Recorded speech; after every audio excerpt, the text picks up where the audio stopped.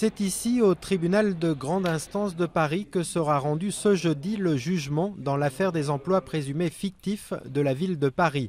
Jacques Chirac, son prévenu le plus médiatique, ne devrait pas y assister. Il était d'ailleurs absent tout au long de son procès en septembre dernier.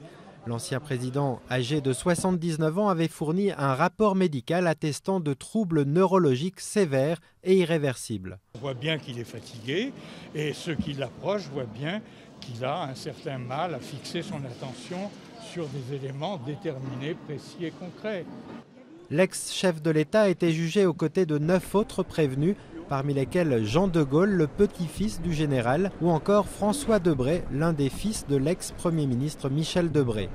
Selon l'accusation, ils auraient mis en place au début des années 90 un système d'une trentaine d'emplois fictifs à la mairie de Paris, alors dirigée par Jacques Chirac. Ces emplois auraient toujours, selon l'accusation, servi les ambitions politiques du futur président sans bénéficier à la municipalité. Après 3 semaines de procès, la défense de Jacques Chirac, comme d'ailleurs le parquet, ont demandé la relaxe, une position inconcevable pour l'association de lutte contre la corruption Anticor. On a défendu l'indéfendable en venant justifier ou tenter de justifier la réalité d'emplois dont la défense ne conteste même pas qu'ils n'ont pas servi la mairie de Paris. Donc je trouve que là, on est à la limite de la caricature et c'est vraiment triste pour la France et pour la justice française. La justice qui dira jeudi si elle suit ses réquisitions et prononce donc la relaxe de Jacques Chirac, mais elle peut aussi le déclarer coupable et lui infliger une peine pouvant en théorie aller jusqu'à 10 ans de prison et 150 000 € d'amende.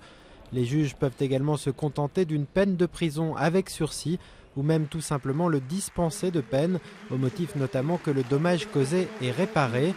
Un scénario envisageable puisque la ville de Paris, principale victime de l'affaire, a renoncé à se porter partie civile à la suite d'un accord d'indemnisation de 2 200 000 € conclu avec l'UMP et M. Chirac.